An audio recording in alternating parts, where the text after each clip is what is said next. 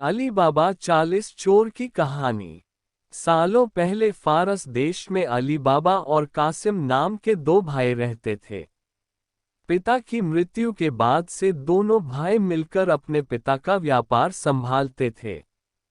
बड़ा भाई कासिम बहुत लालची था। उसने धोखे से पूरा व्यापार हथिया कर अली बाबा को घर से निकाल दिया। इसके बाद अली बाबा किसी बस्ती में जाकर अपनी पत्नी के साथ झोपड़ी में गरीबी की जिंदगी व्यतीत करने लगा। वह रोजाना जंगल जाकर लकड़ियां काटकर लाता और बाजार में उन्हें बेचकर जैसे कैसे घर का गुजारा चलाता था। एक दिन अली बाबा ने जंगल में लकड़ी काटते समय 40 घुड़सवार को वहां आते हुए देखा। सभी घुड़सवार के पास धन की पोटली और खंजर थे। यह देखकर वह समझ गया था कि ये सभी चोर हैं। अली बाबा एक पेड़ के पीछे छिपकर उन्हें देखने लगा। तभी सभी घुड़सवार एक पहाड़ के पास जाकर खड़े हो गए। तभी चोरों के सरदार ने पहाड़ी के सामने खड़े होकर बोला, खुल जा सिम सिम। इसके बाद पहाड़ में से एक गुफा का दरवाजा खुला। सारे घुड़सवार उस गुफा के अंदर चले गए। अंदर जाकर उन्होंने बोला, बंद हो जा सिम सिम, और गुफा का द्वार बंद हो गया। यह देख अली बाबा दंग रह गया। कुछ देर बाद वो दरवाजा फिर से खुला और उसमें से वो सभी घुड़सवार निकले और वहां से रवाना हो गए। अली बाबा यह जानने को बेताब हो गया कि आखिर इस गुफा में क्या है और वो सब यहाँ क्या कर रहे थे। इसके बाद उसने गुफा में जाने का फैसला किया। वह उस पहाड़ के सामने गया और बार बार चोरों के सरदार के शब्द बोलने लगा, खुल जा सिम सिम, खुल जा सिम सिम। गुफा का दरवाजा खुल गया। अली बाबा गुफा के अंदर गया और उसने देखा कि वहां सोने की गिन्नियां, अशफियां, गहने आदि रखे थे। चारों तरफ खजाना ही खजाना था। यह सब देखकर उसकी खुशी का ठिकाना नहीं था। उसे मालूम हो गया था कि वो चोर सारा चोरी का सामान यहाँ आकर छुपाते हैं। अली बाबा ने वहां से एक पोटली में सोने की अशफियां भरी और घर चला आया। घर जाकर अली बाबा ने इस पूरे किस्से के बारे में अपनी पत्नी को बताया। एक साथ इतनी सारी अशफियां देखकर उसकी पत्नी हैरान रह गई और अशफियों को गिनने बैठ गई। तभी अली बाबा ने बोला कि ये इतनी अशफियां हैं कि इन्हें गिनते गिनते रात हो जाएगी। मैं गड्ढा खोद कर इन्हें छुपा देता हूँ, जिससे किसी को भी हम पर शक न हो। अली बाबा की पत्नी बोली, मैं इनकी गिनती नहीं कर सकती हूँ, लेकिन अंदाजे के लिए इन्हें तोल तो सकती हूँ। अली बाबी की पत्नी भागती हुई कासिम के घर गई और उसकी पत्नी से गेहूं को तोलने के लिए तराजू मांगने लगी। यह देखकर कासिम की पत्नी को उस पर शक हुआ। उसने सोचा कि इन गरीब लोगों के पास अचानक उनके पास इतना अनाज कैसे आया। वो अंदर गई और तराजू के नीचे गोंद लगाकर लाए और उसे दे दिया। रात को अली बाबा की बीवी ने सारी अशफियों को तोला और तड़के सुबह उनका तराजू लौटा आई। कासिम की पत्नी ने तराजू को उल्टा करके देखा तो उस पर सोने की एक अशर्फी चिपकी हुई थी। उसने यह बात अपने पति को बताई। कासिम और उसकी पत्नी यह जानकर जल भून गए। दोनों को रात भर नींद नहीं आई। सुबह होते ही कासिम अली बाबा के घर गया और उससे धन का स्रोत पूछने लगा। यह सुनकर अली बाबा ने कहा, आपको कोई गलतफहमी। कासिम ने बोला कि तुम्हारी बीवी कल हमारे घर से अशफियों को तोलने के लिए तराजू लेकर गई थी। ये देखो, ये अशर्फी तराजू पर चिपकी मिली है। सब सच बताओ, नहीं तो मैं सबको बता दूंगा कि तुमने चोरी की है। यह सुनकर अली बाबा ने सच सच सारी कहानी बता दी। कासिम के मन में लालच आ गया। उसने खजाना हथियाने का प्लान बनाया और अगले दिन गुफा पहुंच गया। वह अपने साथ एक गधा भी लेकर गया ताकि वह उस पर खजाना लाद कर ला सके।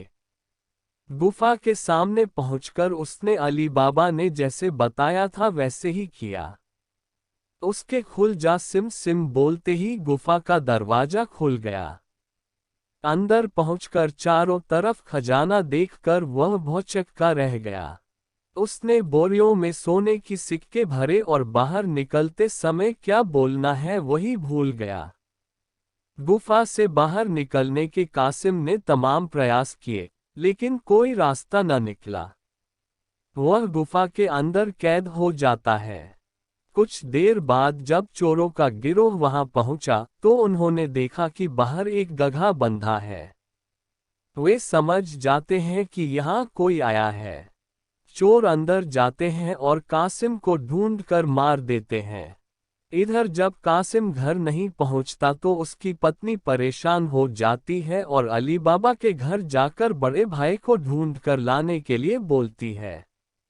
अली बाबा ढूंढता हुआ गुफा के पास पहुंचा तो वहां उसने भाई के गधे को घास चरते हुए देखा।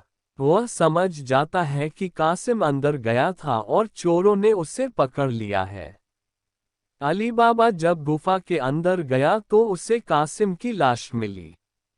अली बाबा लाश को घर लाता है और बिना किसी को बताए प्राकृतिक मौत घोषित करके उसका अंतिम संस्कार कर देता है। कासिम की पत्नी के कहने पर अली बाबा और उसकी पत्नी कासिम का व्यापार संभालने लगते हैं और उसके साथ रहने लगते हैं। वहीं जब चोर गुफा में आते हैं और कासिम की लाश नहीं देखते तो समझ जाते हैं कि खजाने का राज किसी और को भी पता है। वह गांव में जाकर पता लगाते हैं कि कुछ दिनों में किसके घर में मौत हुई है। चोरों को अली बाबा का घर मिल जाता है। चोर ने उसके घर के बाहर क्रॉस का निशान लगा दिया, जिससे रात के समय उन्हें उसका घर समझने में आसानी हो। वहीं अली बाबा ने जब अपने घर के बाहर क्रॉस का निशान देखा तो वह समझ गया कि चोरों ने घर का पता लगा लिया है। उसने वैसा ही निशान सबके घर के बाहर लगा दिया। रात में जब चोर आए तो सबके घर पर वैसा निशान बना देखकर दुविधा में पड़ गए और वापस चले गए। चोरों का सरदार चुप चुप बैठने वालों में से नहीं था। उसने उस मोहल्ले में अपने आदमी को भेजकर यह पता लगवाया कि हाल फिलहाल में कौन शख्स वहां अमीर हुआ है। इससे उससे अली बाबा के बारे में पता चला। उसने उसका घर अच्छे से पहचाना और रात के समय में तेल व्यापारी बनकर उसके घर पहुंचा। वह अपने साथ तेल के 40 पीपों को लेकर गया, जिसमें 39 में चोर और एक पीपा में तेल था। उसने सोचा कि रात में जब सब सो जाएंगे तो वो सब मिलकर अली बाबा को मार देंगे। उसने अली बाबा से दोस्ती की और रात को उसके घर पर ठहरने की इजाजत मांगी। अली बाबा ने उसको खाना खिलाया और रात को रुकने की इजाजत दे दी। अली बाबा की पत्नी को तेल के व्यापारी पर शक हुआ। उसने सारे पीपों को खटखटा कर देखा और वह समझ गई कि एक पीपा में तेल है और बाकी में आदमी है। उसने तभी एक तरकीब निकाली। उसने तेल वाले पीपे से तेल निकाला और गर्म कर बाकी पीपों में डाल दिया। सारे चोरों की मौत हो गई। रात में जब सरदार ने चोरों को निकलने का इशारा किया तो एक भी चोर बाहर नहीं निकला। उसने पीपों को खोलकर देखा तो सभी चोर मर चुके थे। यह देखकर वह इतना डर गया कि अपनी जान को बचाने के लिए वह तुरंत वहां से भाग गया। सुबह अली बाबा की पत्नी ने ये सारी बात अली बाबा को बताई, जिसे जानकर वह बहुत खुश हुआ। अब उन 40 चोरों के सारे खजाने का अकेला मालिक अली बाबा था। वह देश का सबसे अमीर शख्स बन गया था और खुशी खुशी अपनी बीवी बच्चों के साथ रहने लगा। कहानी से सीख: लालच मनुष्य का दुश्मन है। लालच करने से सब काम खराब हो जाते हैं। इसलिए कभी भी लालच नहीं करना चाहिए।